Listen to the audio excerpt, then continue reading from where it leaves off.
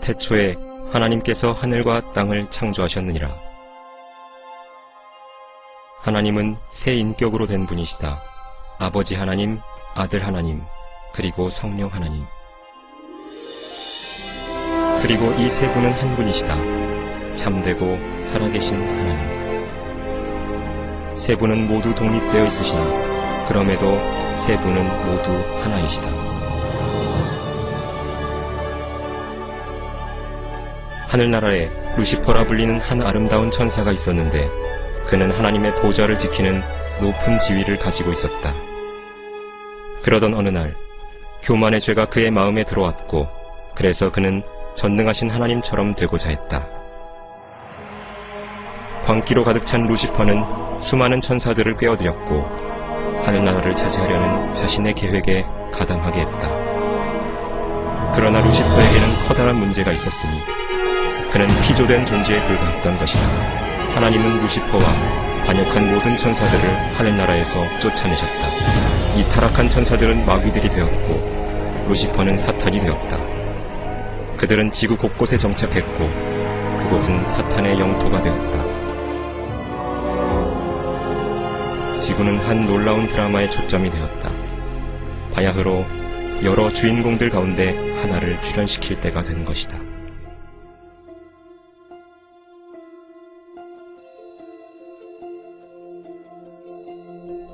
하나님께서 말씀하셨다. 우리의 형상대로 우리의 모습을 따라 사람을 만들자. 그리하여 그들로 모든 땅을 다스리게 하자. 그리하여 하나님께서 자신의 형상대로 사람을 창조하셨으니 곧 하나님의 형상대로 그를 창조하셨으며 그들을 남자와 여자로 창조하셨다. 주 하나님께서 땅의 흙으로 사람을 지으시고 그의 콧구멍에다 생명의 호흡을 불어넣으시니 사람이 살아있는 혼이 되었더라. 아담은 완벽했고 영원히 살도록 지어졌다. 그러나 사탄은 경노했다. 그의 영토가 새로운 피조물에 의해 침입을 당했던 것이다. 사람이라 불리는 자에 의해서.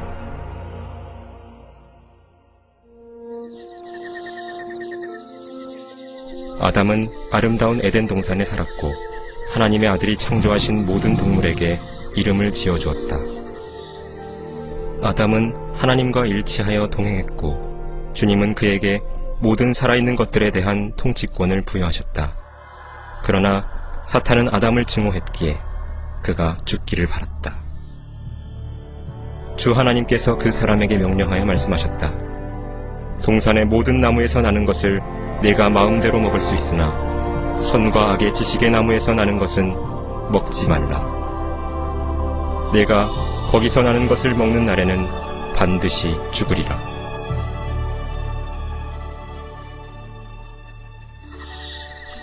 또 주 하나님께서 말씀하셨다. 남자가 혼자 있는 것이 좋지 않으니 내가 그를 위하여 돕는 자를 지으리라.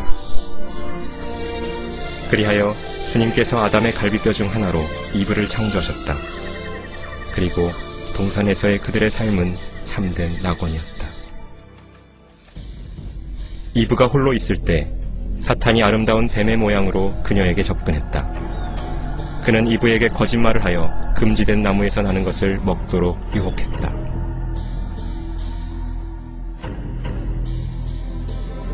이브는 끔찍한 실수를 저질렀다. 하나님 대신 사탄에게 순종했던 것이다. 공개적으로 불순종을 저지른 아담과 이브는 금지된 과일을 먹음으로써 둘 다 하나님 앞에 죄를 지었다. 그들은 자신의 순결을 잃어버린 것이다.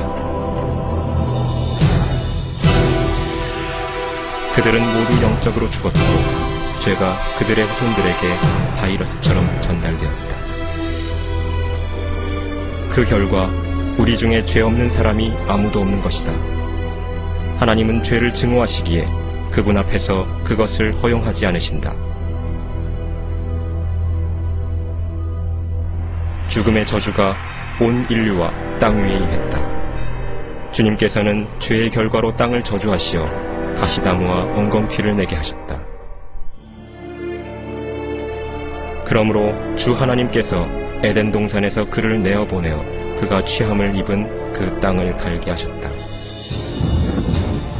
그 결과 이 세상 체제가 사탄의 통제 아래로 들어갔다. 인간은 더 이상 온 땅을 다스리지 못했고 그 뒤로 흑암의 통치자의 노예요 그의 군대인 마귀들의 노예가 되었다. 그러나 사랑의 하나님께서는 한 구주를 보내시어 아담 때문에 손상된 것을 회복시키기로 약속하셨다.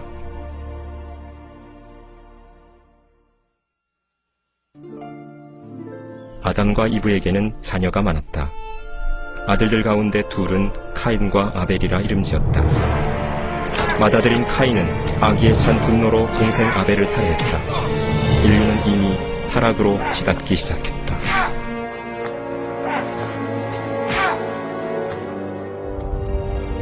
흑암의 권세들이 땅 위에 만연하자 인류는 더 난폭해졌다. 끝없는 전쟁과 잔인한 살인, 강간과 고문이 증가했던 것이다. 주님의 자비에도 불구하고 인간들의 마음은 하나님으로부터 돌아서기를 멈추지 않았다. 그리고 그들이 하나님을 두려워하지 않았기에 인류의 타락은 극에 달했고 자녀를 사탄의 제물로 바치기까지 했다. 주님을 사랑하는 이를 찾는다는 건 극히 드문 일이었다.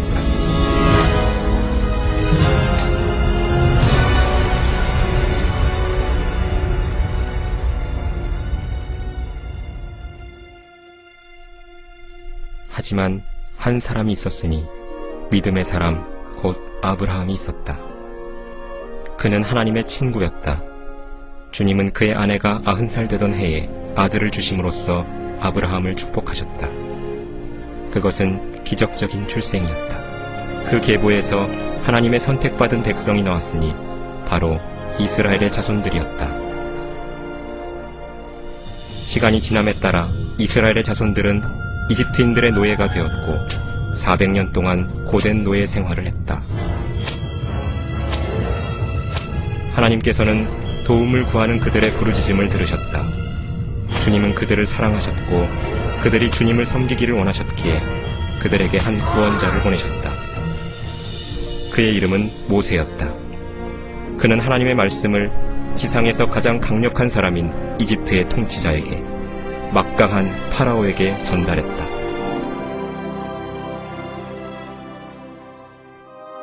모세가 주님을 대신해서 외쳤다. 내 백성을 가게 하라. 그러나 파라오는 거절했다. 그리하여 하나님께서는 파라오를 굴복시키려고 이집트에 재앙을 보내셨다. 하나님께서는 모든 물을 피로 바꾸셨다. 물고기가 죽고 강에서는 악취가 났다. 이집트인들은 미칠 것만 같았다. 그들은 본토 어디서도 물을 마실 수 없었지만 파라오는 양보하려 하지 않았다. 다른 재앙들이 뒤따랐다. 개구리가 땅을 뒤덮고 그들의 가축이 죽고 흙은 이로 변했다. 이집트인들은 공포에 사로잡혔지만 파라오의 마음은 점점 더 완고해졌다. 그러자 주님은 이집트인들에게 또 다른 재앙을 보내셨고 사람과 짐승 모두에게 종기가 생겼다. 이것은 또 다른 전염병으로 이어졌다. 불이 섞인 우박이 이집트 전역에 떨어져 그들의 작물을 파괴했고 그리하여 이집트는 폐허가 되었다.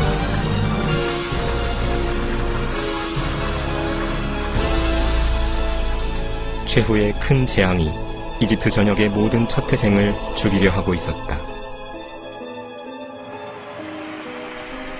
모세는 이스라엘의 자손에게 경고하기를 어린 양의 피를 문 기둥에 발라 하나님의 마지막 저주로부터 보호를 받아야 한다고 말했다.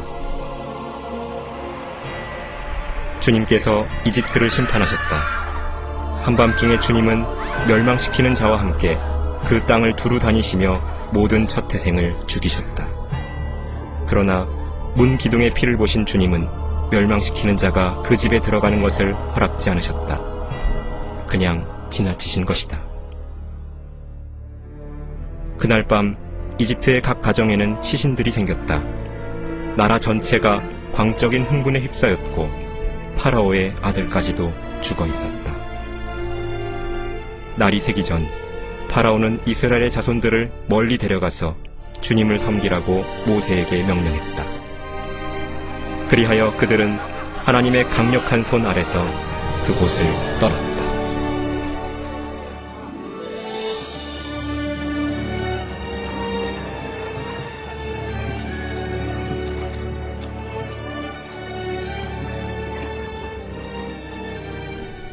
(430년의 끝), 즉 그날이 되었을 때 주의 모든 군대가 이집트 땅에서 나왔다.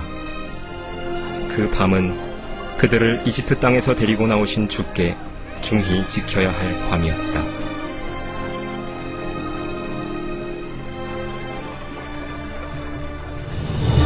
파라오는 그들을 막을 마지막 시도를 꾀했지만 하나님께서는 홍해를 여시어 모세와 이스라엘의 자손들로 피하게 하셨다.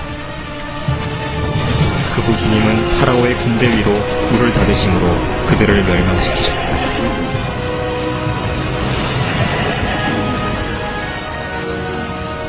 주님께서는 자신의 큰 능력을 보이기 위해 백성들 앞에서 믿을 수 없는 기적을 베푸셨던 것이다. 그 뒤 하나님은 주님의 백성에게 율법, 즉 십계명을 주셨는데 이는 그들을 죄로부터 보호하여 그들의 생애를 인도하기 위함이었다. 그러나 이스라엘의 자손들은 반역했다. 겉으로는 주님을 섬기지만 마음으로는 그렇지 않았던 것이다. 그들은 얼마 안 있어 그 기적들과 자신들이 이집트에서 구원받았다는 사실을 잊었다. 그 결과 하나님은 그들을 다스릴 왕들을 일으키셨다. 그러나 왕들조차 하나님의 눈앞에서 악을 행했다. 그들이 이방의 우상을 섬겼으니 그것들이 그들에게 덫이 되었도다. 정녕 그들이 자기 아들들과 자기 딸들을 마귀들에게 제물로 바쳐 무죄한 피, 즉 자기 아들들과 자기 딸들의 피를 흘려 가나안의 우상들에게 제물로 바쳤으니 그 땅이 피로 오염되었도다.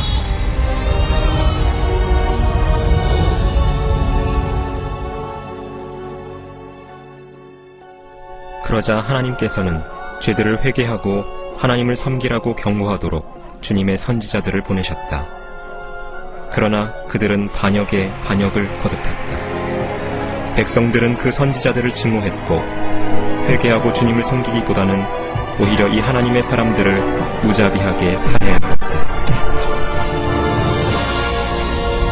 이스라엘 자손들은 죄짓기를 되풀이했다. 그 결과 하나님께서는 그들이 사로잡혀서 노예 생활로 고통받는 것을 허락하셨다. 오늘날의 우리들을 보라. 우리들도 그들과 마찬가지가 아닌가.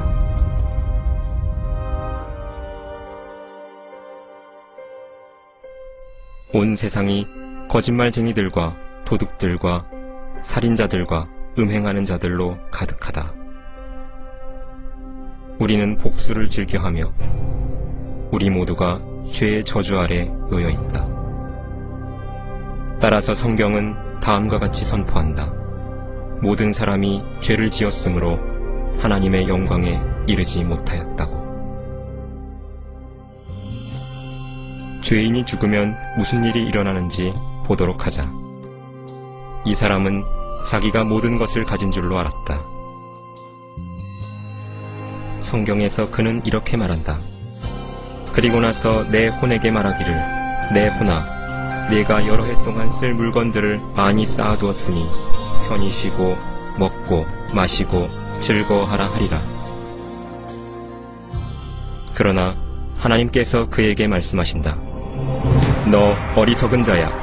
오늘 밤 네 혼을 내게서 앗아가리라.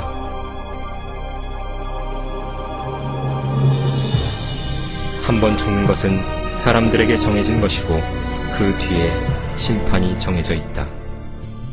그러나 우리는 다 불결한 것 같고 우리의 모든 의는 더러운 걸레 같으며 또 우리는 다 잎사귀처럼 시들며 우리의 죄악은 바람처럼 우리를 옮겨갔나이다.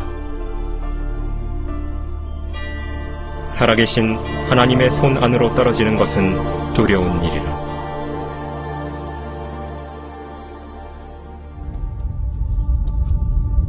죽은 후 그의 혼은 하나님의 무서운 심판을 기다리기 위해 즉시 지옥으로 옮겨진다.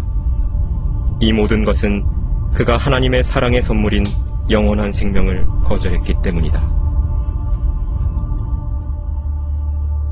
그때가 다가오고 있다. 그것은 하나님의 심판이 있는 크고 무서운 날이라고 불리는데, 그 날에는 자신의 죄들 가운데서 죽은 모든 이가 주 예수 그리스도 앞에서 심판을 받기 위해 불려갈 것이다.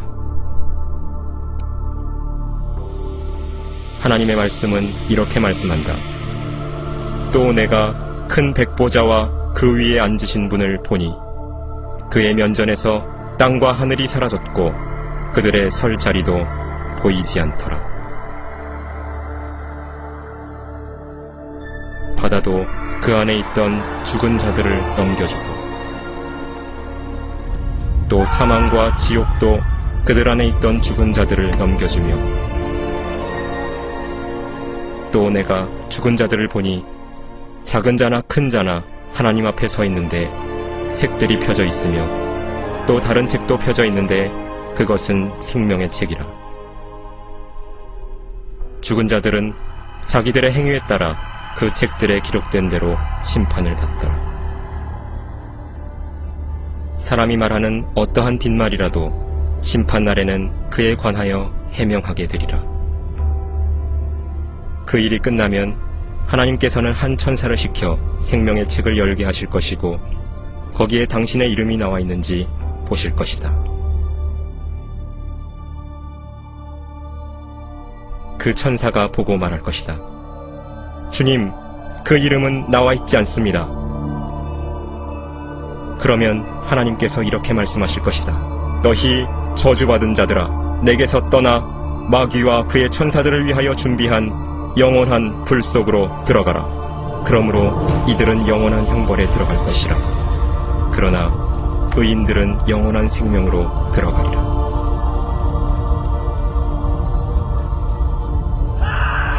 누구든지 생명의 책에 기록되지 않은 자는 불못에 던져지더라.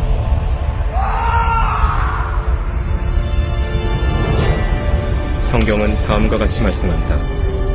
그 고통의 연기가 영원 무궁토록 올라가리라. 누구든지 밤낮 쉼을 얻지 못하리라.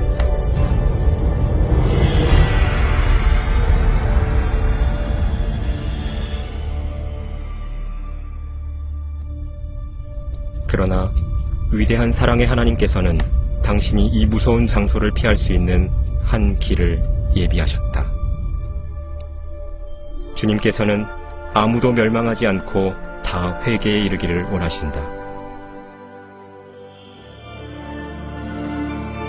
하나님은 당신을 사랑하시기에 하늘나라에서 함께 살기를 원하신다. 그래서 주님은 당신이 지옥을 피해 그곳에 갈 수 있는 한 길을 마련해 놓으셨다. 그런데 그 길은 약속된 분, 그 구원자를 통해서 이루어진다. 유대인들은 그들의 메시아이신 그분을 기다렸고 수세기 동안 그분이 오셔서 자신들을 구원해 주실 것을 기도했다. 기원전 760년경 선지자 이사야는 이스라엘 민족에게 이렇게 말했다. 그러므로 주께서 친히 한 표적을 너희에게 주시리라. 보라, 한 처녀가 임신하여 아들을 낳으리니 그의 이름을 임마누엘이라 하리라. 임마누엘은 우리와 함께 하시는 하나님이라는 뜻이다. 사탄은 그 예언을 이해했고 그때부터 계속해서 이스라엘의 모든 처녀들을 면밀히 관찰했다. 세월이 지나 메시아가 탄생하기 전 이스라엘은 또다시 한 이방 세력에게 노예 상태로 매여 있었다. 이번에는 막강한 로마 제국이었다.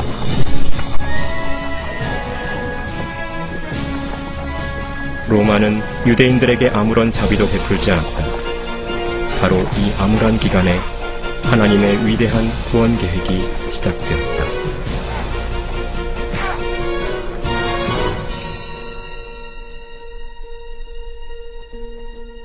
하늘의 최고위급 천사 중 하나인 가브리엘이 지구의 대기권을 뚫고 내려오자 깜짝 놀란 흑암의 세력들은 바야흐로 하나님의 시간표가 움직이고 있다는 것을 즉각 간파했다. 가브리엘은 처녀인 마리아를 방문해서 세상을 영원히 뒤바꿔 놓을 메시지를 전달하기 위해 나사렛 성읍에 도착했다.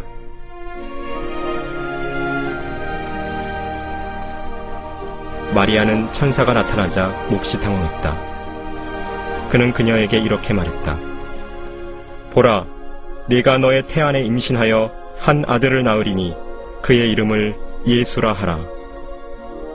그는 위대하게 될 것이며 가장 높으신 분의 아들이라 불릴 것이요 그의 왕국은 무궁하리라. 그러자 마리아가 말했다. 내가 남자를 모르는데 어찌 이런 일이 있을 수 있겠나이까. 성령께서 너에게 임하실 것이며 가장 높으신 분의 능력이 너를 덮으리니 그러므로 너에게서 탄생하실 거룩한 이는 하나님의 아들이라 불리리라. 마리아는 가브리엘을 믿고서 이렇게 말했다. 당신의 말씀대로 이루어지이다.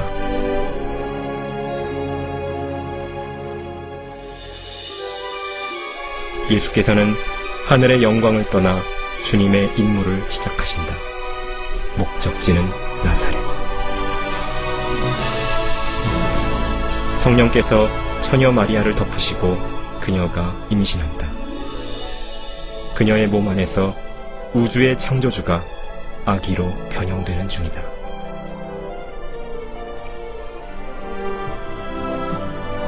후에 마리아는 그녀의 나이 많은 사촌을 방문하도록 인도되었는데 그 사촌은 임신 6개월째였다. 엘리사벳이 마리아의 무난함을 듣자 아기가 태에서 뛰니 그녀는 성령으로 충만해졌다. 엘리사벳의 아이가 태어날 것이니 바로 친내인 요한이다. 엘리사벳이 큰 음성으로 외쳐 말했다. 너는 여자들 가운데 복이 있으며 너의 태의 열매가 복이 있도다.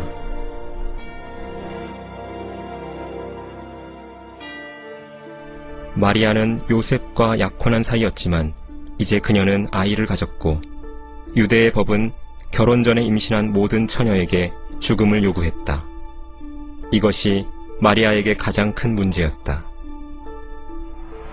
보이지 않는 곳에서 사탄은 마리아가 돌에 맞아 죽어 뱃속의 아이가 살해되기를 원했다. 그러나 요셉은 마리아를 사랑했기에 그녀가 공개적인 본이 되는 것을 원치 않았다. 그는 그녀의 안전이 걱정되었고 그래서 은밀히 결혼을 취소하기로 계획했다. 하나님의 천사가 요셉의 꿈속에 나타나 이렇게 말했다. 마리아를 네 아내로 삼는 일을 두려워 말라. 그녀에게 잉태된 아기는 성령으로 된 것이라. 그녀가 한 아들을 낳으리니 너는 그의 이름을 예수라 하라. 이는 그가 자기 백성을 그들의 죄들에서 구원할 것이기 때문이니라. 그 후 요셉과 마리아는 나사렛 성읍에서 결혼했다. 사탄은 로마의 카이사 아우구스토를 움직여 온 세상에 세금을 부과하게 했다. 사탄은 악한 목적으로 이 일을 수행했다. 그러나 그는 그렇게 하여 요셉과 마리아가 베들레헴으로 여행을 떠날 수밖에 없게 함으로써 성경의 예언 성취를 도왔으니 베들레헴은 예수님의 탄생이 있을 것이라고 성경이 말씀한 곳이다. 베들레헴은 또한 요셉이 태어난 곳이었고 그래서 그는 그곳에서 조세 등록을 해야 했다. 마리아는 출산 직전이었다. 사탄은 그 긴 여정에 사고가 일어나기를 바라고 있었다. 그러나 상황은 하나님의 통제하에 있었다.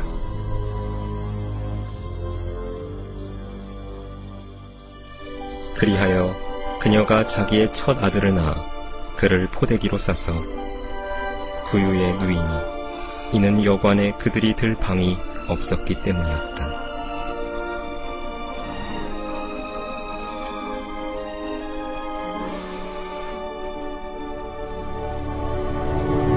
그날 밤 목자들이 근처 들판에서 양떼를 지키고 있었다. 하나님의 천사가 그들에게 나타나 이렇게 말했다. 두려워 말라. 보라, 이는 내가 너희에게 큰 기쁨의 좋은 소식을 알림이니 이것은 모든 백성을 위한 것이라. 오늘 다윗의 고을에서 너희에게 구주가 나셨으니 그분은 주이신 그리스도시니라. 그때 갑자기 수많은 하늘의 군사들이 그 천사와 함께 있어 하나님을 찬양했다. 우주의 창조주가 태어난 곳은 다름 아닌 초라한 마구간이었다. 성경은 이렇게 말씀한다. 그가 세상에 계셨고 세상이 그에 의하여 지은 바 되었으나 세상은 그를 알지 못하더라.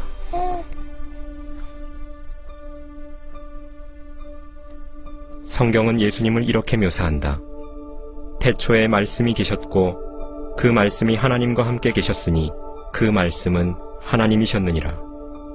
그 말씀이 태초에 하나님과 함께 계셨느니라.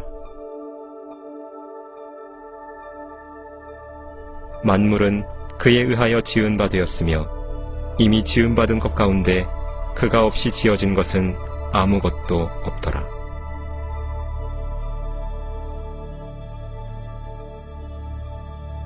그 후 아기의 할례를 위한 8일이 되니 그의 이름을 예수라 했다.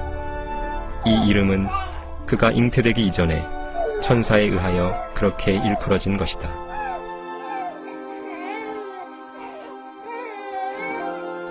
유대인의 율법에 따라 마리아는 속죄물로 산비둘기 2마리를 신실하게 바쳤다. 비록 하나님께서 그토록 고결한 영예를 위해 마리아를 선택했을지라도 마리아는 자신이 죄인이란 것을 알았고 그녀의 아이인 예수가 그녀의 구주가 될 것임을 깨달았다.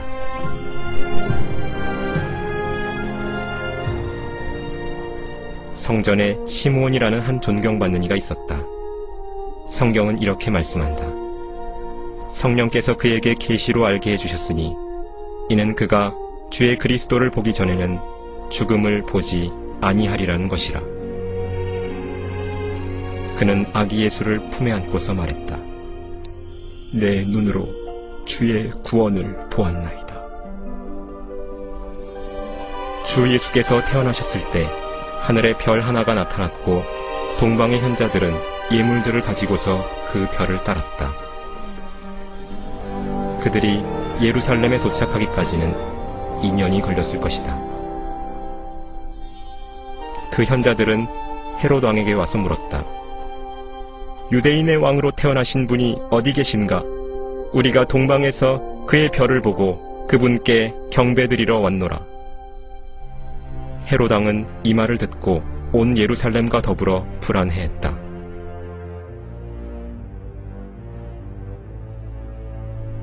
그가 백성의 모든 대제사장들과 서기관들을 함께 모으고 그리스도가 어디서 태어나겠느냐고 물으니 그들이 유대의 베들레헴이라고 말했다. 그들이 왕의 말을 듣고 길을 떠났는데 보라, 동방에서 보았던 그 별이 그들을 앞서가다가 어린아이 있는 곳 위에 와서 멈추었다.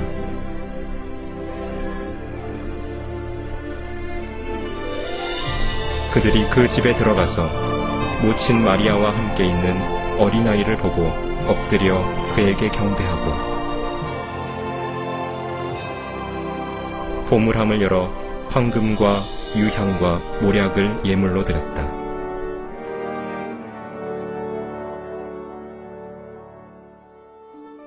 그들은 꿈에 헤롯에게 돌아가지 말라는 하나님의 경고를 받고 다른 길로 고국에 돌아갔다.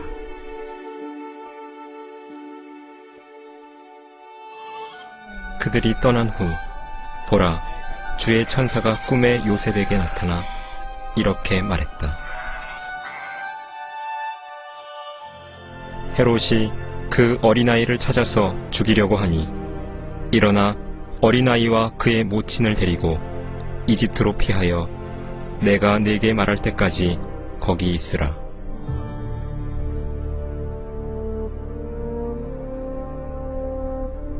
요셉은 잠에서 깨어 밤에 어린아이와 그의 모친을 데리고 이집트로 떠나갔다. 그 후 헤롯이 현자들에게 속은 줄 알자 심히 분노하여 군사를 보내어 그가 현자들에게 자세히 물어본 그 때를 기준하여 베들레헴과 그 온 지경에 사는 모든 사내 아이를 2살부터 그 아래로 다 죽였다.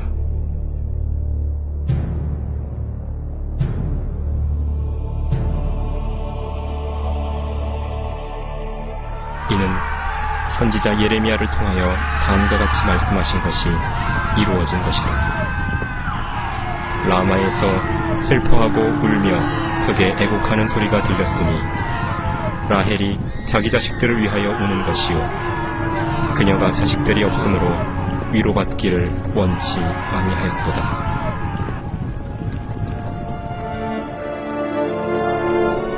순진무구한 이들에 대한 대량 학살이 있었지만 하나님께서는 그 소중한 어린 혼들을 하늘나라로 데려가셨다.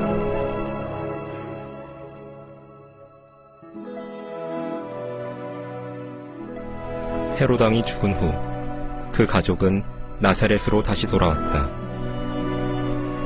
아기가 자라매 영 안에서 강건해지고 지혜로 충만하며 또 하나님의 은혜가 그의 위에 있었다. 해마다 6월절이면 그의 부모는 예루살렘에 갔다. 그가 12살 되었을 때에도 그들은 그 명절의 관례에 따라 예루살렘에 올라갔다.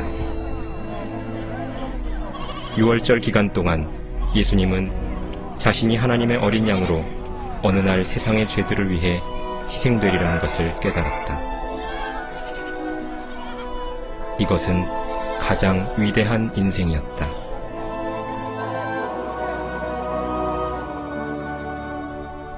명절이 끝나자 예수님은 가족과 집으로 돌아가는 대신 박사들과 함께 큰 성전에 앉아 그들에게서 듣기도 하고 묻기도 하셨다. 사탄은 자신의 원수를 주시했고 그분의 말씀을 들었다. 박사들은 주님의 명철과 답변들에 깜짝 놀랐다. 어린 예수께서 율법에 관해 어떻게 그리 많이 하셨을까? 그것은 간단했다. 바로 그분 자신이 그로부터 1500년 전 자신의 영광 속에서 그 율법을 시내산의 모세에게 주셨던 것이다. 요셉과 주의 모친이 예수님을 발견하자 그들이 그를 보고 깜짝 놀라며 그의 모친이 그에게 말했다. 아들아, 어찌하여 우리에게 이렇게 하였느냐? 주께서 그들에게 말씀하셨다. 어찌하여 나를 찾으셨나이까? 내가 나의 아버지의 일을 해야 될 줄을 알지 못하셨나이까? 예수께서는 지혜와 키가 자라고 하나님과 사람의 총애 속에서 자라가시더라. 수년 후 침례인 요한은 그가 선지자인가 하는 질문을 받았다. 그는 그들에게 대답하며 이렇게 말했다. 나는 물로 침례를 주지만 너희가 알지 못하는 한 분이 너희 가운데 서 계시는데 내 뒤에 오시는 그분은 나보다 앞선 분이며 나는 그분의 신발끈을 풀 자격도 없느니라. 다음 날 이제 나이 30이 되신 예수께서 침례를 받으러 요한에게 오셨다. 침례인 요한은 주님을 보고서 말했다. 보라, 세상 죄를 제거하는 하나님의 어린 양이라. 예수께서 침례를 받으시고 곧 물속에서 올라오시니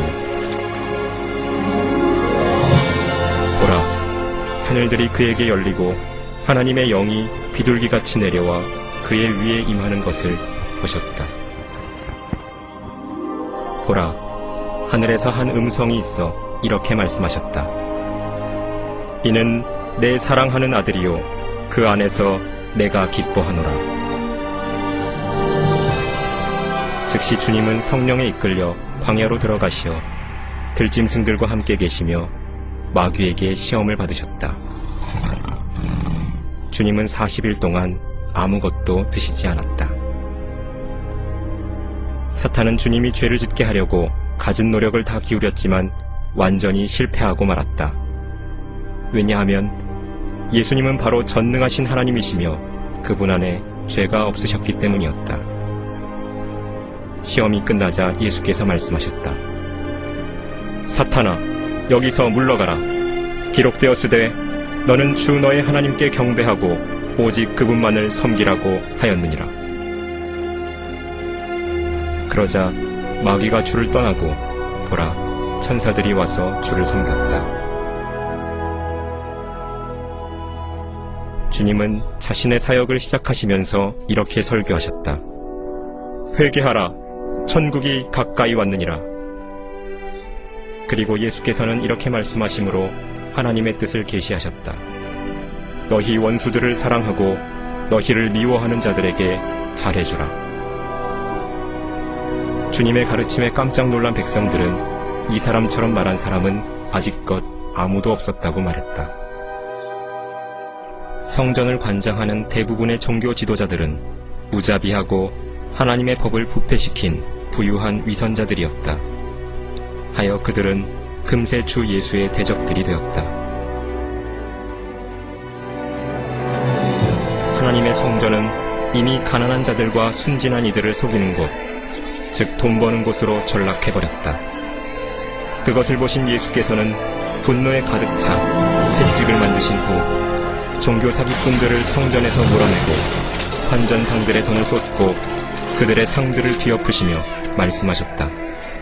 내 아버지 집을 장사하는 집으로 만들지 말라.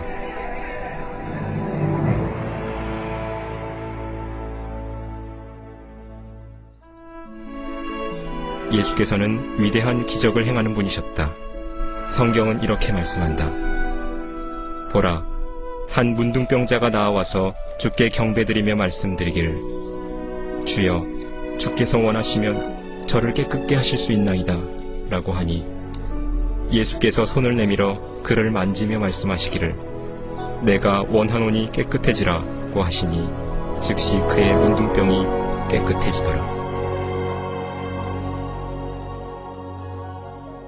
주님께서는 자신을 따르는 굶주린 무리를 가엾게 여기셨고 그분의 능력으로 기적을 행하시어 물고기 2마리와 빵 5덩어리로 5,000명의 남자와 그들의 가족을 먹이셨다.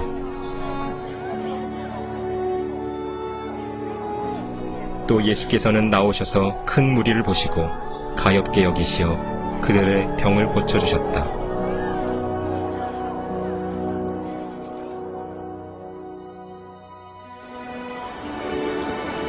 어느 날 밤 예수께서는 물 위를 걸으심으로 주의 제자들을 놀라게 하셨다. 주님은 그들에게 이렇게 말씀하셨다. 기운을 내라, 내니 두려워 말라.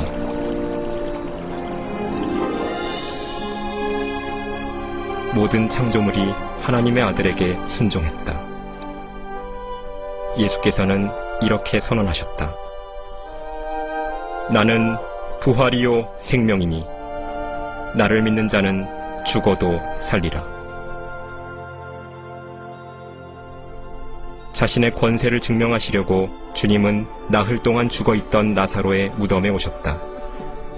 그리고 예수께서는 큰 음성으로 외치셨다. 나사로야, 나오너라. 그러자 죽었던 자가 손발이 수위로 동여지고 얼굴이 수건으로 가려진 채 나왔다. 그리고 예수께서 죽은 자도 살리실 수 있다는 소식이 곳곳으로 퍼져나갔다. 저녁이 되었을 때에 사람들이 주께로 마귀에게 사로잡힌 자들을 많이 데려왔으니 주께서 말씀으로 그 영들을 쫓아내시고 병든 자들을 모두 고쳐주셨다. 보통 사람들은 예수님을 찬양했다. 주님의 가장 큰 반대자들은 종교 지도자들이었다. 그들은 주님의 권세가 사탄으로부터 나오는 것이라며 주님을 고소했다. 그러나 예수께서는 그들에게 다음과 같이 말씀하셨다. 너희는 너희 아비 마귀에게서 나와서 너희 아비의 정욕을 행하고자 하는도다. 그는 처음부터 살인자였으며 진리 가운데 거하지 아니하였으니 이는 자기 안에 진리가 없음이라. 그가 거짓말을 할 때는 자신에게서 우러나와 한 것이니 이는 그가 거짓말쟁이요 또 거짓말의 아비이기 때문이라. 내가 진리를 말하므로 너희가 나를 믿지 아니하는도다. 보이지 않는 곳에서 사탄이 깊숙이 개입되어 있었다. 그러나 당신이 알아야 할 것은 마귀가 누군가를 대적하여 움직이려면 그 전에 그가 반드시 하늘에 계신 하나님 아버지의 허락을 받아야만 한다는 점이다. 그리하여 하나님께서는 성경의 예언을 성취하기 위해 주 예수님에 대한 사탄의 공격을 허락하셨다. 그 뒤 주님의 종교 대적자들은 이런 질문으로 주님께 올가미를 씌우려 했다. 카이사에게 세금을 내는 것이 옳으니이까 옳지 아니하니이까? 예수께서는 그들의 사악함을 아시고 말씀하셨다. 너희 위선자들아, 어찌하여 너희가 나를 시험하느냐? 세금 내는 동전을 내게 보이라. 그들이 데나리온 한 잎을 주께 가져오자 주께서는 그들에게 말씀하셨다. 이 형상과 새겨진 글이 누구의 것이냐? 그들이 카이사의 것이니이다 라고 주께 말씀드리자 주님께서는 그들에게 이렇게 말씀하셨다. 그러면 카이사의 것은 카이사에게, 하나님의 것은 하나님께 바치라. 그들은 이런 말씀을 듣고 놀라서 주를 떠나갔다. 예수께서는 이렇게 말씀하심으로 바리새인들의 정체를 폭로하셨다. 위선자인 서기관들과 바리새인들아, 너희에게 화 있으리라. 이는 너희가 회칠한 무덤들처럼 실로 겉으로는 아름답게 보이나 안에는 죽은 사람의 뼈와 모든 더러운 것으로 가득 차 있도다. 너희 뱀들아, 독사들의 세대야, 어떻게 너희가 지옥의 저주에서 피할 수 있겠느냐?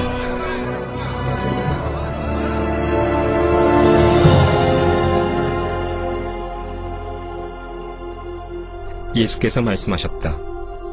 하나님께서 자기 아들을 세상에 보내신 것은 세상을 정죄하려 하심이 아니요 그를 통하여 세상이 구원받게 하려 하심이라. 아들을 믿는 사람은 정죄를 받지 아니하나 믿지 않는 사람은 이미 정죄를 받은 것이라. 이는 그 사람이 하나님의 독생자의 이름을 믿지 않았기 때문이라.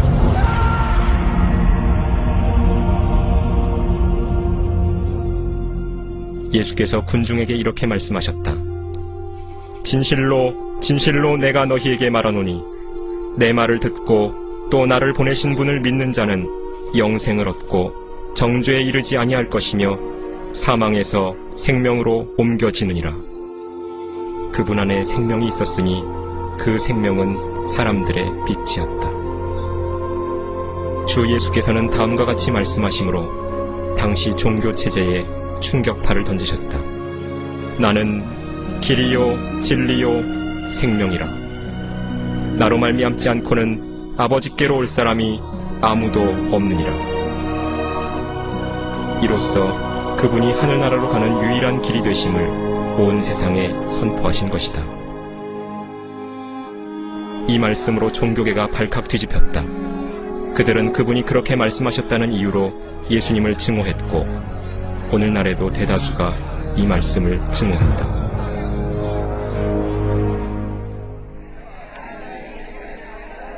메시아의 사역은 막바지에 다다르고 있었다. 선지자 다니엘은 메시아께서 호산나 함성 가운데 예루살렘에 입성하실 정확한 날을 예언했다. 그러나 예수께서는 그들이 일주일도 안 되어 그를 십자가에 처형하소서라고 외칠 것을 아셨다.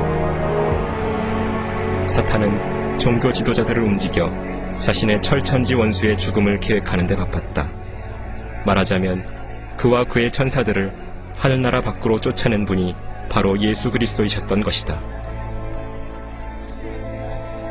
제자들은 예수님께서 하신 승리의 예루살렘 입성 때문에 여전히 흥분을 감추지 못했고 주님이 곧 왕이 되실 거라 믿고 있었다. 그러나 6월절 저녁 만찬 때 예수께서는 자신이 곧 피 흘리고 죽을 것을 설명하셨다. 그리고 나서 예수께서는 곧 일어날 일의 상징으로 약간의 빵과 포도즙을 집으셨다. 주님은 빵을 쪼개셨는데 이는 십자가에서 찢겨질 주님의 몸을 나타낸 것이었다.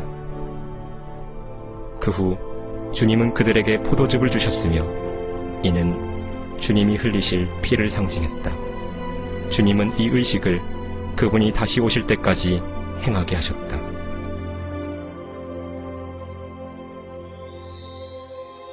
만찬이 끝나자 사탄이 본격적으로 움직이기 시작했다.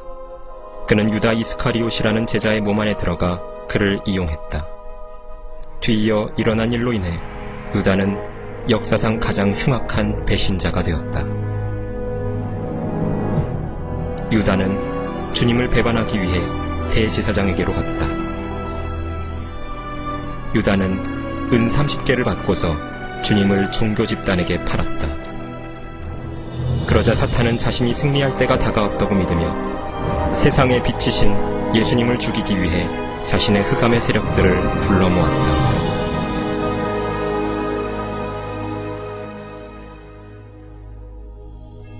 그날 밤 예수께서는 제자들을 겟세마네 동산에 데려가셨고 홀로 기도하시려고 그들을 뒤에 남겨두셨다. 성경은 이렇게 말씀한다. 주께서 고뇌 속에 간절히 기도하시니 그의 땀이 큰 핏방울처럼 되어 땅에 떨어지더라. 죄를 짓지도 아니하셨고 그 입에는 간사함도 없으셨던 예수께서 온 세상의 죄들을 주님 자신에게로 가져오시기 직전이었다. 예수께서는 기도하며 말씀하셨다. 오 나의 아버지여, 가능하시거든 이 잔을 내게서 지나가게 하옵소서. 그러나 내가 원하는 대로 하지 마옵시고 아버지께서 원하시는 대로 하옵소서. 보라, 그 시간이 가까웠으니 인자가 죄인들의 손에 넘겨지리라.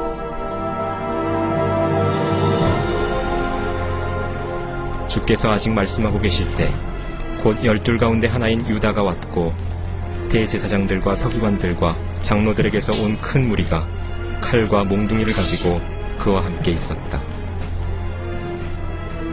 유다가 그들에게 표시를 정해주며 말했다. 내가 입맞추는 이가 바로 그니 붙잡으라. 예수께서 그에게 말씀하셨다. 유다야, 네가 입맞춤으로 인자를 배반하느냐? 그러자 그들이 와서 예수께 손을 대어 붙잡았다. 그런데 보라, 예수와 함께 있던 사람들 중 하나가 손을 펴서 자기 칼을 빼어 대제사장의 종을 쳐서 그의 귀를 잘라버렸다. 그러나 예수께서 그의 귀를 만져서 고쳐주셨다. 그리고 그들에게 말씀하셨다. 내 칼을 도로 그 집에 꽂으라. 칼을 가지는 자들은 모두 칼로 망하리라. 예수께서는 하늘에 계신 그의 아버지께 청하면 12군단이 넘는 천사들을 보내어 그분을 구하실 수 있음을 상기시키셨다. 그리하면 72,000명 이상의 천사들이 올 것이다.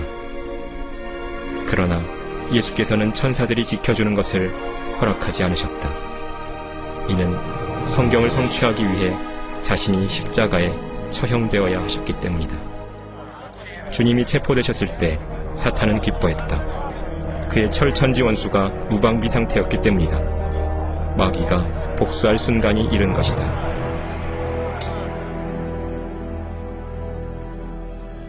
예수를 붙잡은 자들이 대제사장 카야파에게로 끌고 가니 거기에 서기관들과 장로들이 모여 있었다. 대제사장들과 장로들과 온 공회가 예수를 사형에 처하려고 그에 대한 거짓 증거를 찾았다. 그들은 예수께 이런 질문을 던졌다. 네가 복되신 분의 아들 그리스도냐? 예수께서 대답하셨다. 그렇다. 그러자 대제사장이 자기 옷을 찢으며 말했다. 저 사람이 하나님을 모독하였으니 우리에게 무슨 증인들이 더 필요하리요? 보라, 너희는 방금 그가 하나님을 모독하는 것을 들었도다. 너희는 어떻게 생각하느냐? 그들은 대답하여 말하기를 그는 사형에 해당한다 라고 말했다. 그들은 주의 얼굴에 침을 뱉고 주먹으로 치며 또 어떤 자들은 손바닥으로 때리며 주를 결박한 후 끌고 가서 총독 폰티오 빌라도에게 넘겨주었다.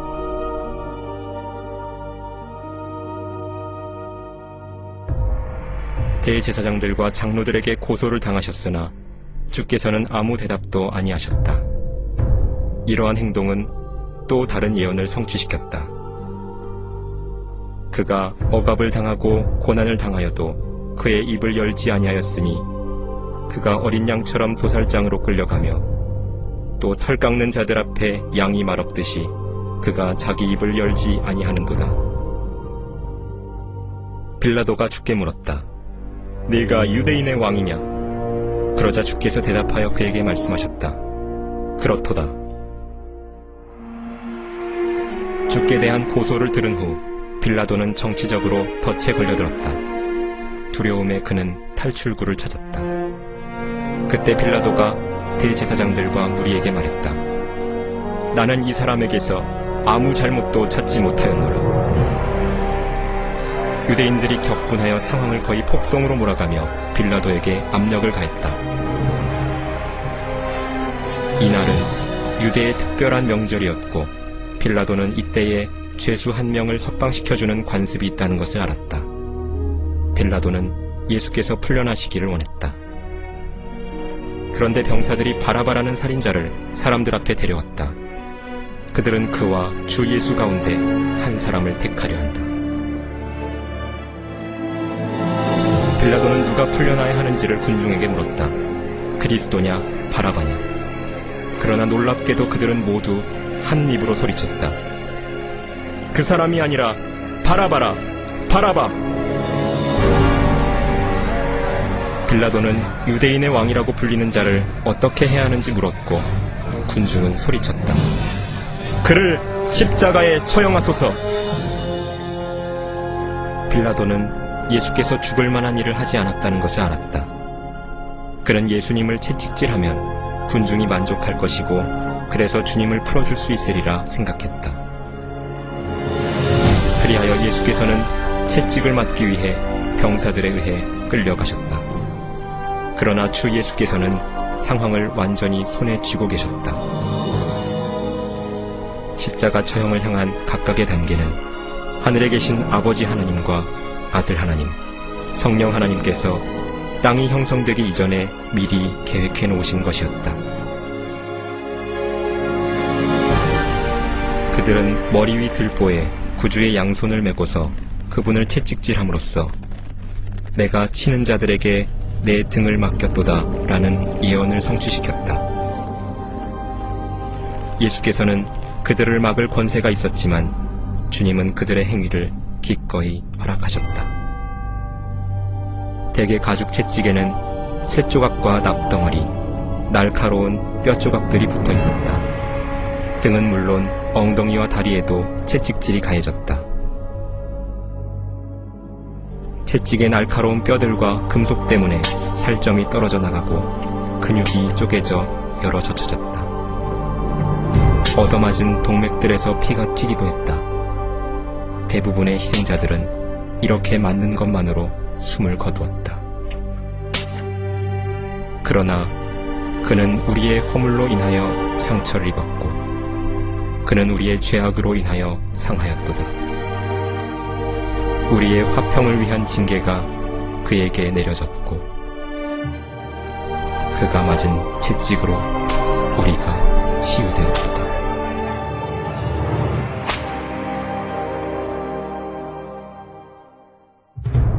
하나님께서 죄로 인해 가시나무와 엉겅퀴로 땅을 저주하신 때를 기억하는가?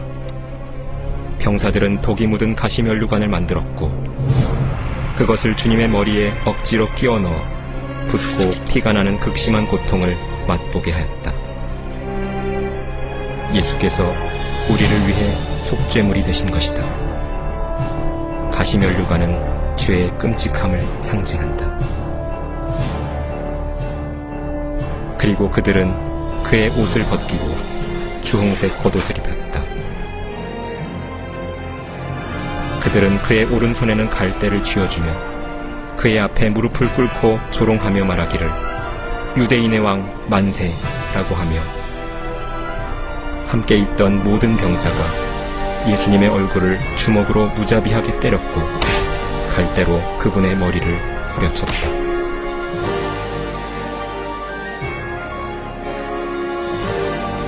그들은 하나님의 어린 양에게 침을 뱉어 성경을 성취시켰다. 내가 치욕과 침뱉음으로부터 내 얼굴을 숨기지 아니하였도다. 그는 사람들에게 멸시받고 거부되었으며 슬픔의 사람이요 질고에 익숙한 사람이라. 예수께서 치리자인 폰티오 빌라도에게 다시 보내지자 그는 자신만이 예수를 십자가에 처형하고 놓아줄 권세가 있다고 자랑했다. 그러나 주님은 대답하셨다. 위에서 내게 주신 것이 아니라면 너는 나를 대적할 아무런 권세도 갖지 못하였을 것이니라. 예수께서는 일찍이 말씀하시기를 내가 생명을 다시 얻기 위해 나의 생명을 내어놓느니라. 아무도 생명을 내게서 빼앗을 자가 없으나 내 스스로 그것을 내어놓느니라고 하셨다. 그때부터 빌라도는 주님을 풀어줄 궁리를 찾았다. 그러나 유대인들이 이렇게 말하며 소리쳤다. 당신이 이 사람을 놓아주면 당신은 카이사의 친구가 아니니이다. 자신을 왕이라고 하는 자는 누구나 카이사를 대적하여 말하는 것이니이다. 사탄은 군중의 감정을 자극하여 예수님을 철저히 증오하게 했다. 사탄은 자신이 상황을 완전히 쥐고 있다고 믿었다. 그러나 그렇지 않았다. 자신도 모르게 사탄은 하나님의 손 안에서 꼭두각시 역할을 한 것이다. 그는 자신의 행위가 성경의 예언을 성취하고 있다는 것을 완전히 망각하고 있었다. 마지막으로 빌라도는 말했다. 너희의 왕을 보라. 그러나 대제사장이 말했다. 카이사 외에는 우리에게 왕이 없나이다. 군중은 계속 소리쳤다. 그를 십자가에 처형하소서. 그를 십자가에 처형하소서. 그리하여 상황을 통제할 수 없게 된 빌라도는 물을 가져다 무리 앞에서 손을 씻으며 말했다. 나는 이 의로운 사람의 피에 대하여 무죄하니라. 그러자 모든 백성이 대답하여 말했다. 그의 피를 우리와 우리 자손에게 돌리라. 하나님은 그들의 말을 그대로 들으셨고 그들은 그 이후로 계속해서 고난을 겪었다.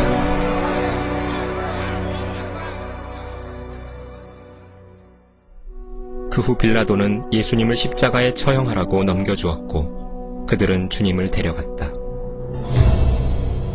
주님은 살이 잘게 찢어져 너덜거린 채로 45kg이 넘는 십자가를 600m 떨어진 처형 장소인 골고다까지 지고 가라는 명령을 받으셨다.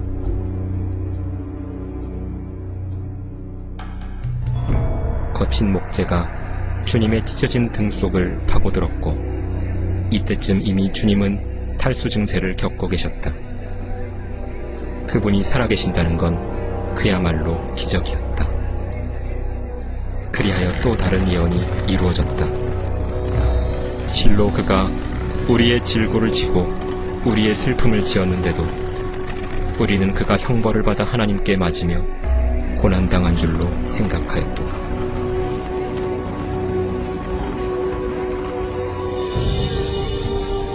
또 다른 예언이 이루어졌다. 내가 치는 자들에게는 내 등을, 머리카락을 뽑는 자들에게는 내 뺨들을 맡겼도다. 내가 치욕과 침뱉음으로부터 내 얼굴을 숨기지 아니하였도다.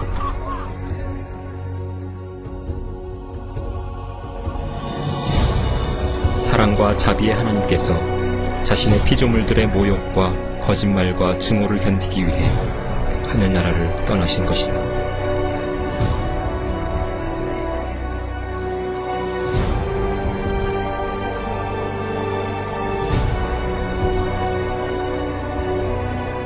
천사들은 두려움 가운데 지켜보았다. 이때쯤 주님의 얼굴은 찢겨진 종이뭉치 같았다. 얼굴을 몹시 붓게 하고 고통스러운 염증을 일으킨 가시들이 부어오른 살에 파묻혀 거의 보이지 않을 정도로 주님은 더 이상 사람의 모습이 아니었다.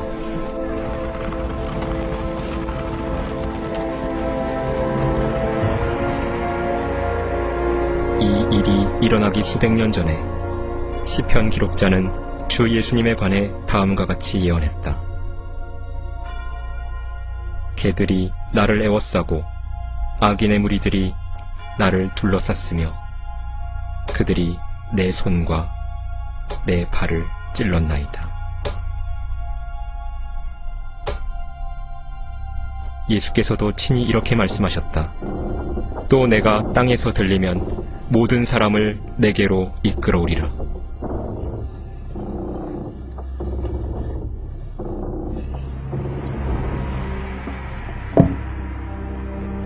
사람이 친구들을 위하여 자기 생명을 내어놓는 것보다 더 위대한 사랑은 없다.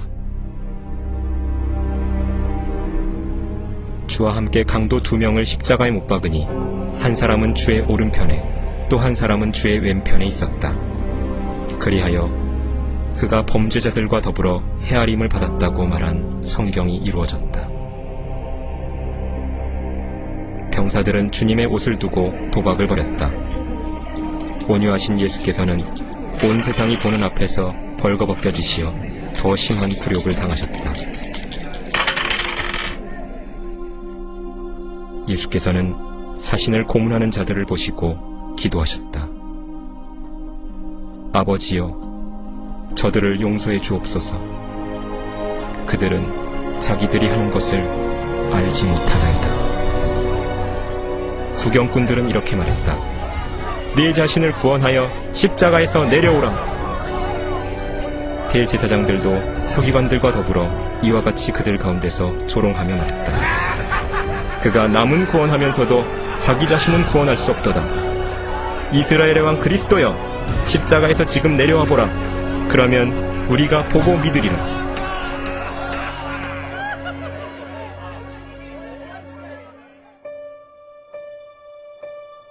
한 전문 의사가 소름 돋는 십자가 형벌을 의학적으로 묘사했다.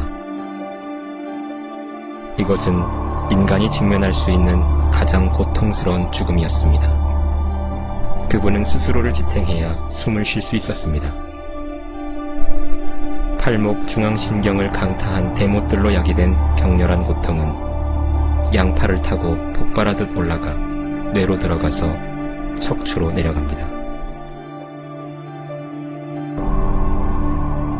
발의 중족골 사이의 신경들을 따라 타는 듯한 고통을 주는 대못들로 인해 그분의 몸은 경련을 일으키며 곧 주섭니다. 그 후 다리의 근육들이 경련을 일으켜 그분의 몸을 아래쪽으로 잡아당겼다가 그분을 십자가에 때립니다. 공기는 흡입되더라도 폐에 축적된 이산화탄소와 혈류가 호흡을 자극하여 경련을 완화시키기까지는 내뿜을 수 없습니다. 희생자는 피로와 충격, 탈수, 그리고 마비로 죽습니다.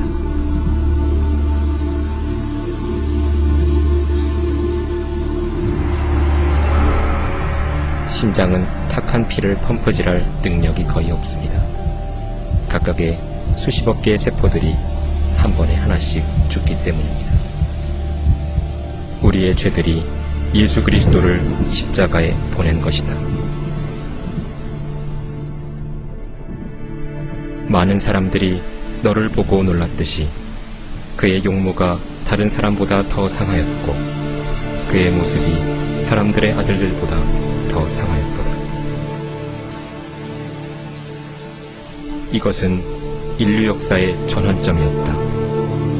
이와 같은 날은 결코 없었다.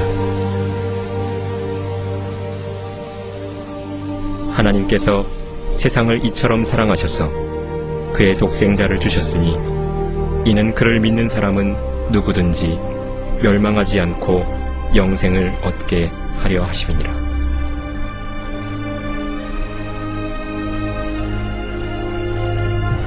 예수께서 십자가에 흘리신 피는 인간의 피가 아니었다. 그것은 하나님의 보혈이었으며 오직 그것으로만 우리 죄들을 씻어낼 수 있었다.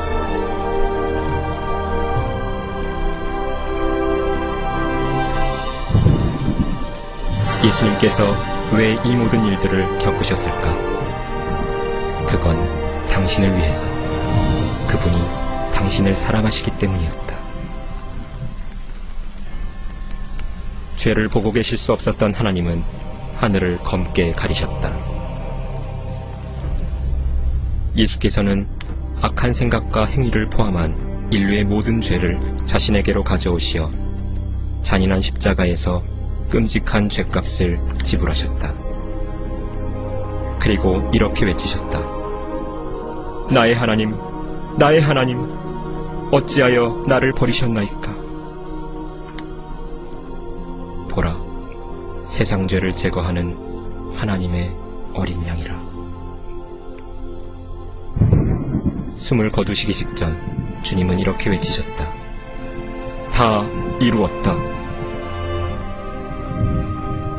우리를 구원하는 데 필요한 모든 일이 완료되었던 것이다.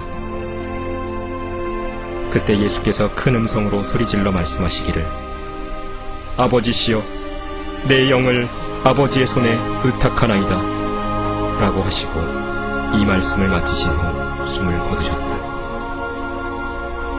십자가에서의 희생은 결코 반복되지 않을 것이다. 주님이 죽으셨다는 것을 확인하기 위해 한 병사가 주님의 옆구리에 창을 찌르니 피와 물이 나왔다. 주의 맞은편에 서서 주께서 그렇게 소리 지르고 숨을 거두신 것을 본 백부장이 말했다. 참으로 이 사람은 하나님의 아들이었도다. 주님이 죽으시자 시신은 십자가에서 내려져 고운 세마포로 쌓인 후 빌린 무덤에 안치되었다. 예루살렘이 큰 불안에 휩싸였다. 주 예수께서 죽으시고 유다가 스스로 목매달아 죽었으며 제자들은 죽음이 두려워 숨어 있었던 것이다.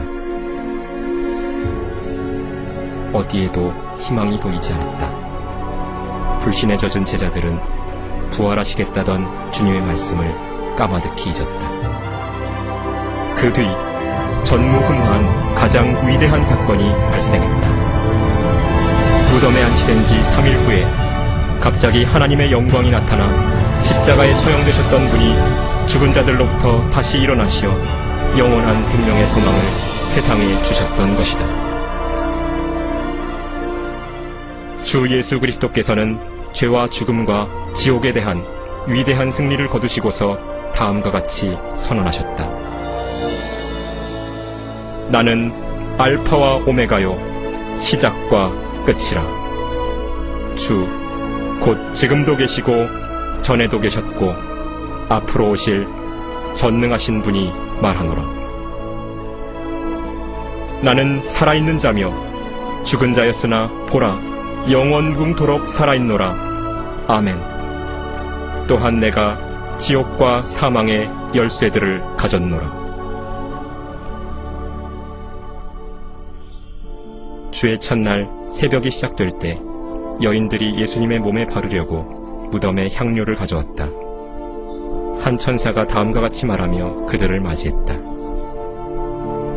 너희는 두려워 말라. 너희가 십자가에 못 박히신 예수를 찾는 줄 내가 아노라. 그분은 여기에 계시지 않고 말씀하셨던 대로 살아나셨느니라. 속히 가서 주의 제자들에게 말하라. 사탄의 왕국은 산산이 부서졌다. 광기에 젖은 사탄이 패배했다. 부활하신 그리스도는 사탄이 곧 멸망할 것을 의미했던 것이다. 사탄은 전능하신 하나님의 능력을 과소평가했다. 만일 그것을 알았더라면 결코 주님을 십자가에 못 박지 않았을 것이다. 부활하신 주님을 500명의 증인이 보았고 주님의 제자들은 뛸 듯이 기뻐했다. 주님께서는 그들에게 이런 직접적인 명령을 내리셨다. 너희는 온 세상에 가서 모든 피조물에게 복음을 전파하라.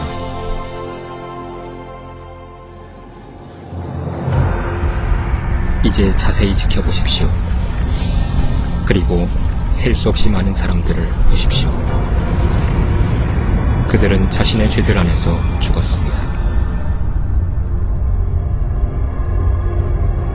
예수님은 하늘을 떠나시어 사람들에게 지옥과 심판을 경고하실 정도로 그들을 사랑하셨습니다. 주님은 그들의 죄들을 씻기 위해 그분의 고귀한 피를 흘려주셨습니다. 주님은 죽으셨다가 죽은 자들로부터 일어나셨습니다. 그러나 이들 중 아무도 주님을 믿지 않았습니다.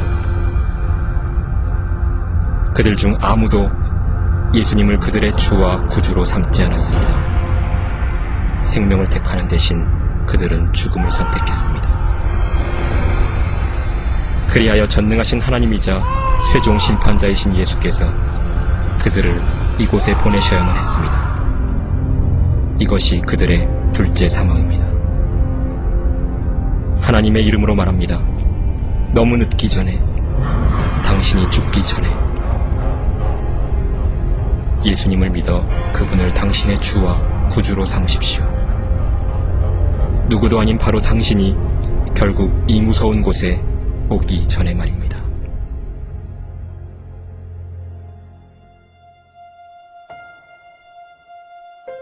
하늘나라로 돌아가시기 전 예수께서는 주님을 영접하는 모든 이에게 다음과 같은 놀라운 약속을 하셨습니다. 너희는 마음에 근심하지 말라. 너희가 하나님을 믿으니 또한 나를 믿으라. 내 아버지 집에는 많은 저택들이 있느니라. 그렇지 아니하면 내가 너희에게 말하였으리라. 나는 너희를 위하여 처소를 마련하러 가노라. 내가 가서 너희를 위하여 처소를 마련하면 다시 와서 너희를 내게로 영접하여 내가 있는 그곳에 너희도 있게 하리라.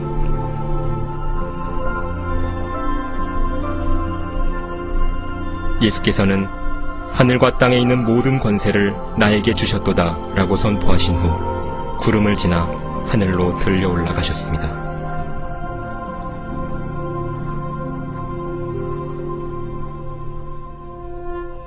사랑하는 여러분, 이것은 어떤 이야기보다도 위대한 이야기입니다.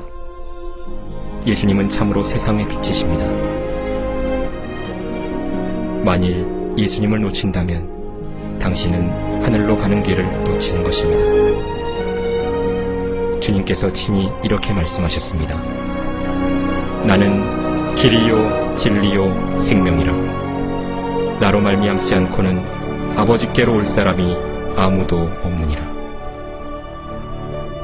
네가 내 입으로 주 예수를 시인하고 또 하나님께서 그를 죽은 자들로부터 살리신 것을 내 마음에 믿으면 구원을 받으리라.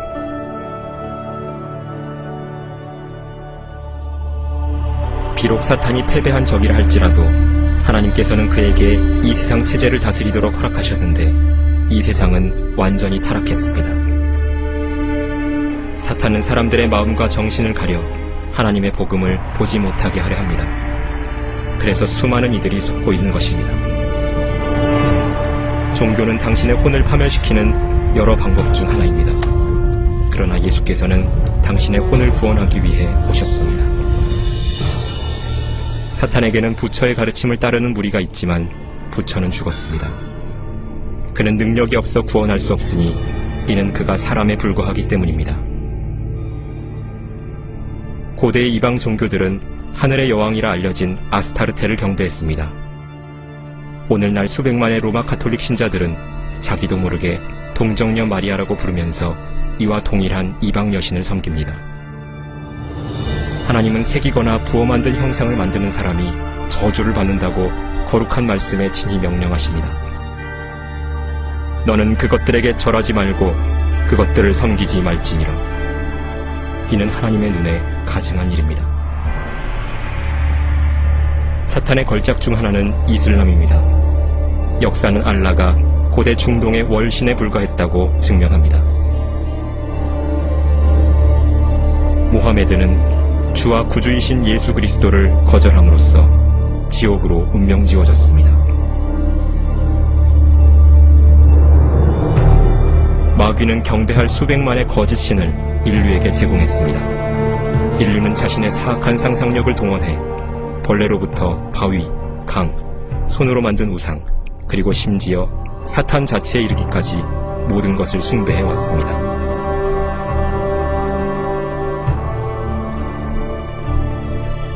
예수님을 따르는 자가 되려면 당신은 당신의 모든 거짓 신을 거절하고 그분만을 따라야 합니다.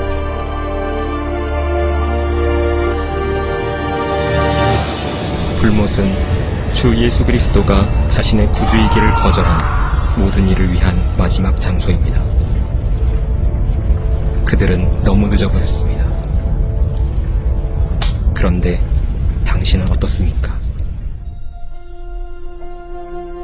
당신이 예수님을 영접한다면 놀라운 새 삶이 다음과 같이 시작됩니다.